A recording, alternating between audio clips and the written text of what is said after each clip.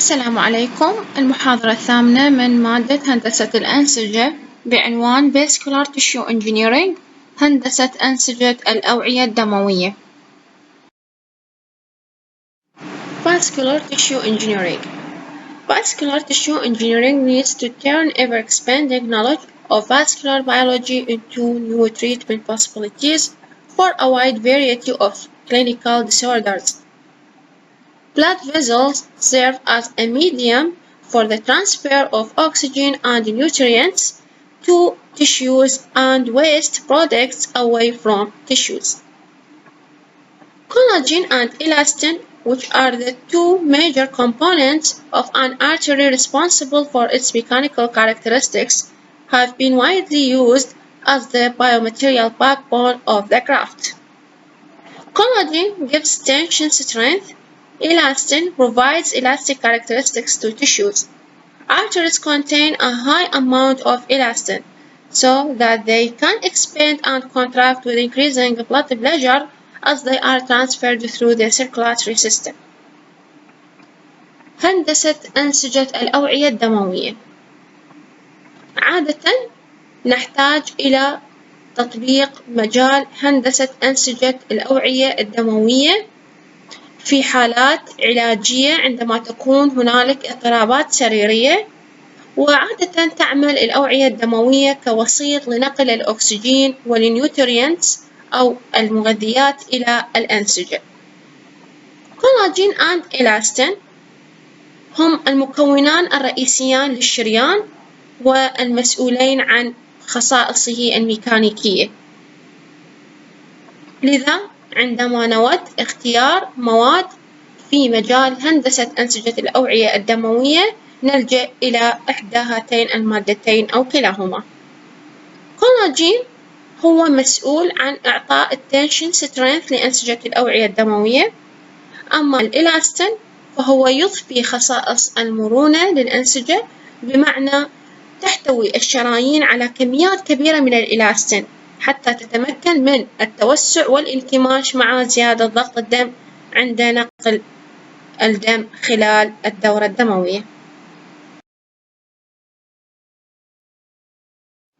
Key vascular grafting must meet: number 1, biological compatibility; number 2, induce an appropriate healing response; number 3, induce an appropriate cellular responses; number 4, demonstrate physiological functioning; number 5, non-harmful to body; number 6, appropriate dimensions for the intended location in the vasculature; number 7, ease of handling; number 8, suitable manufacturing.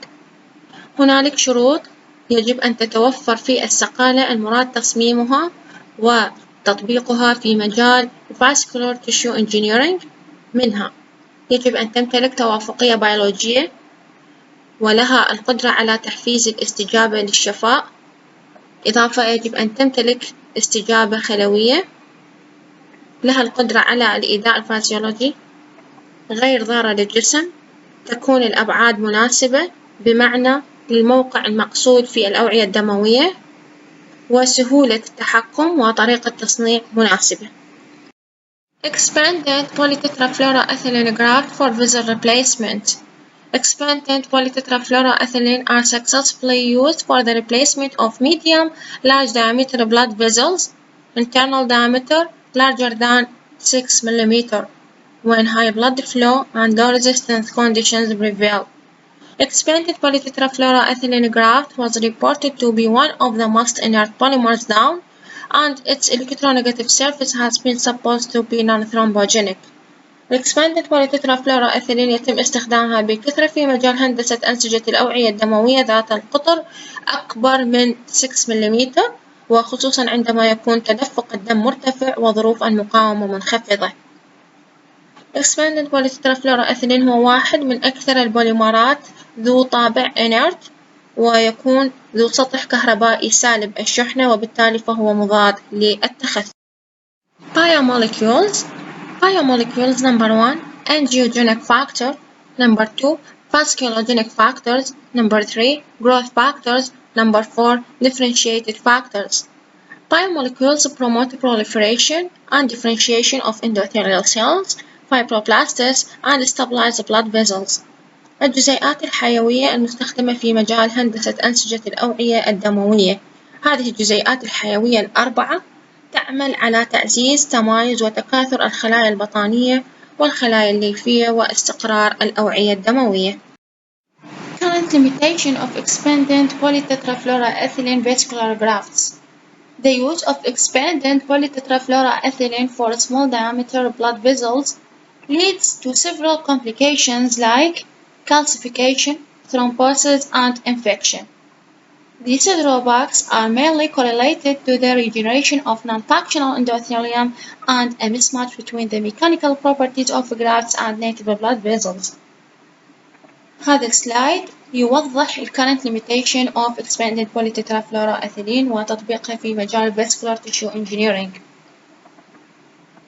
حقيقة استخدام ال expanded polytetrafluoroethylene وخصوصا في تطبيقات الأوعية الدموية ذات القطر الصغير يؤدي إلى عدة مضاعفات مثل التكلس، التجلط، وأحيانا العدوى. بالتالي كل هذه المضاعفات سوف تتسبب في عدم التطابق بين الخصائص الميكانيكية لمادة ال expanded polytetrafluoroethylene المزروعة في مكان التلف النسيجي وما بين نسيج الأوعية الدموية الأصلية. Blood clotting pathways. Vascularization remains one of the great challenges for tissue engineering, limiting its potential to grow tissues of clinically relevant size. Current approaches to vascularized tissue follow either an extrinsic pathway where new vessels grow from the recipient vascular bed and invade throughout the implanted tissue constructs, or an intrinsic vascularization pathway where the vasculature grows and expands in unison with the newly developing tissue. مسارات تخثر الدم. حقيقة الفاسكولارايزيشن بشكل عام في مجال هندسة الأنسجة تعتبر هي أحد وأبرز التحديات في هذا المجال. أساليب الفاسكولارايزيشن أما أن تكون ذات مسارات خارجية بحيث تنمو الأوعية الدموية وتغزو جميع أنحاء السكافولد المغروس في مكان التلف النسيجي، أو تنمو من داخل السقالة المغروسة وتتوسع في النمو بالتزامن مع الأنسجة التي تنمو من خلالها هذه الأوعية الدموية.